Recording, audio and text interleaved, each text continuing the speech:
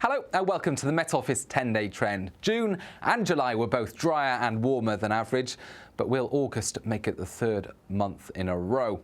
Well, over the next few days, certainly it looks warmer and drier across the country, certainly compared to last weekend's wind and rain. The hottest temperatures will be in the south through the weekend and into the start of next week. Now, at the end of next week, the signs are that it will turn cooler everywhere, but in between, there could be a messy transition where we replace the heat in the south with those cooler temperatures. And there is uncertainty over the details during the middle of next week. But for Thursday, plenty of sunshine up and down the country. Northeast Scotland into much of England and Wales, sunny spells and feeling increasingly warm and humid. Temperatures approaching the high 20s in East Anglia in the southeast. A bit cooler there for Western Scotland and Northern Ireland, a lot of cloud and some mistiness around these beaches as well. The air is quite humid across the country, and on Friday that humidity means that temperatures will reach the low to mid-20s in the northeast of Scotland before setting off a few heavy downpours, and we could see a sharp shower across parts of northern England as well.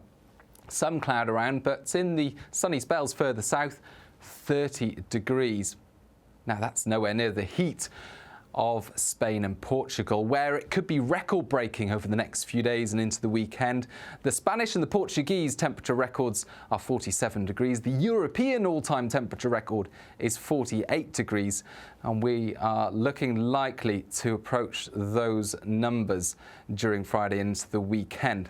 Some intense heat here could cause problems, but if you are heading to, say, the beaches of Spain and Portugal, it won't be nearly as hot on the immediate coasts.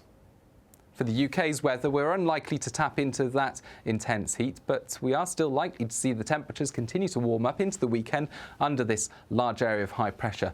Most areas seeing warmer and drier weather, but not necessarily sunny weather on Saturday, because there will be some cloud floating in from the Atlantic across Scotland, Northern Ireland into western parts of England and Wales. Still some mistiness around beaches, but temperatures warm. We've got humid air in place and 31 degrees in the south, as well as uncomfortable nights through the weekend.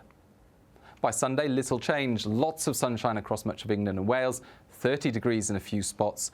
A little cooler and fresher in the north and the northwest, where we'll see some cloud and some patchy rain. That cooler and fresher air isn't far away, and as we end Sunday and go into Monday, you'll notice a cold front arriving from the Atlantic. Now that will thicken up the cloud across Scotland, Northern Ireland, into parts of western England and Wales, and a few showers are likely. But high pressure holds firm in the southeast, and it looks likely that we'll start to draw up some air from the south again.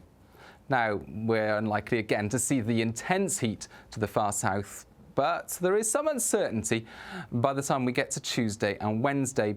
And it all depends on the shape of the jet stream, because through the start of next week, the jet stream looks likely to take a dip to the west of the UK. And if it dives far enough south and then moves north again, well, we're likely to draw up some hot and humid air across parts of England and Wales in particular. But if it is less amplified and runs more directly across the country, well, many areas will see cooler and more changeable weather. So the main question marks during Tuesday and Wednesday next week are: how hot will it get? How humid will it get? And will we see thunderstorms moving up from the south? Big question marks across south and southeast England especially. A cold front will be lying somewhere across the country, and that will mark the dividing line between that heat in the southeast and fresher air to the northwest, where we're likely to see changeable weather, sunshine and showers. So uncertainty in terms of the shape of the cold front and how much heat and humidity we draw up. But no matter what happens, it looks increasingly likely that that cold front will cross the country by days 8 to 10. And that's likely to bring a fresher westerly airflow for all parts.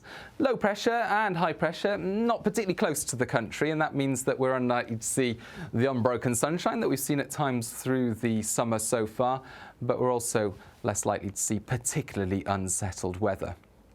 Now, with a cooler westerly airflow, well, that will bring a few showers, some sunshine, but there will be some showers in the west. So quite changeable as we end next week and go into the following weekend, but nothing too unsettled, and certainly some cooler temperatures.